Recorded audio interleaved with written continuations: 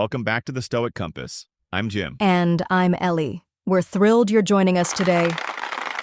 Before we dive into today's fascinating topic, please hit that like button and subscribe if you're enjoying these insights. It really helps us spread both ancient wisdom and modern discoveries. Absolutely. Your support means everything to us. All right, Ellie, today we're starting something pretty ambitious, aren't we? We are indeed, Jim. Today launches a multi-part series exploring one of the most fundamental questions in philosophy. What is actually under our control? And here's the thing. The answer has been evolving dramatically. Right. So we're starting with the Stoics, but we're not stopping there. Exactly. 2,000 years ago, the Stoics drew a clear line between what we can and cannot control. But modern neuroscience, psychology, and medicine suggest that line has shifted, sometimes dramatically. That's fascinating. So today we're examining what the Stoics got right, but we'll also be questioning their assumptions? Precisely. Let's start with their foundational insight, the dichotomy of control. Epictetus said it simply, some things are in our control and others not. For William Moore, who keeps Marcus Aurelius's Meditations nearby after 40 years, this isn't just philosophy, it's a daily practice. A quiet filter for deciding what deserves our energy. I like that approach. Right. The external world constantly presents reasons to react. Markets, politics, personal setbacks. The Stoic lens helps sort what's worth our attention from what isn't. So what did the Stoics say was actually in our control? They drew a stark line. Internal things, your judgments, values, choices, your moral will, or proheresis, these were yours to shape. This was where true freedom lived. Your inner compass, essentially. Exactly. You control how you perceive and respond to events, but everything else, your body, reputation, the economy, other people's actions, these were external and beyond your direct command. That's a pretty long list of things outside our control. But here's what I'm curious about. Is that line as clear-cut as the Stoics believed? That's exactly what this series will explore.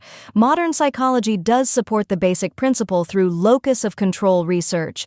People who focus on what they can actually control, their reactions, attitudes, and efforts rather than external outcomes, do tend to achieve more and feel better. So science backs up the Stoic approach, at least partially. It does. And this mental habit, this portable operating system for your mind, genuinely reduces stress and builds resilience. But here's where it gets interesting. What if we can control more than the Stoics thought possible? Now you're teasing the bigger picture. Give us a practical example first, though. Sure. Say you're dealing with a delayed project at work. The Stoic approach asks, what's truly under my control here? Your tone of voice, your breathing, your patience, your response, not the delay itself. So instead of spiraling into frustration, I focus on communicating clearly, adjusting my tasks, maybe taking a deep breath to stay composed. Exactly. It's incredibly liberating. But here's where our series gets provocative. What about your actual stress response? Your blood pressure, your genetic expression? The Stoics would have called these externals, but modern science suggests otherwise. Wait, we can control our genetic expression? That's what we'll be exploring. Epigenetics, neuroscience, and mind-body medicine are revealing that the boundaries between internal and external aren't as fixed as ancient philosophers believed. This is exactly why I love this podcast. We're not just studying ancient wisdom, we're updating it with modern discoveries. Right. The Stoic foundation remains incredibly valuable.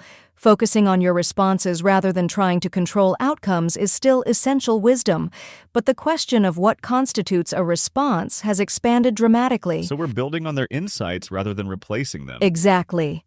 Today's challenge for our listeners, notice one thing you're trying to control that truly isn't yours to control.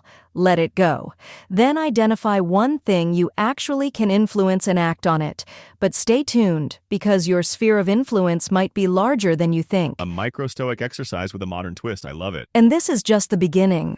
In upcoming episodes, we'll explore how meditation can literally rewire your brain, how your thoughts might influence your immune system, and how modern psychology is redefining self-efficacy. Sounds like we're about to challenge some fundamental assumptions about human agency.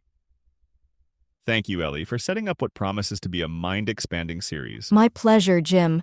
To our listeners, keep practicing the Stoic basics, but prepare to discover that your power to shape your reality might extend further than ancient wisdom imagined. Thanks for joining us on the Stoic Compass.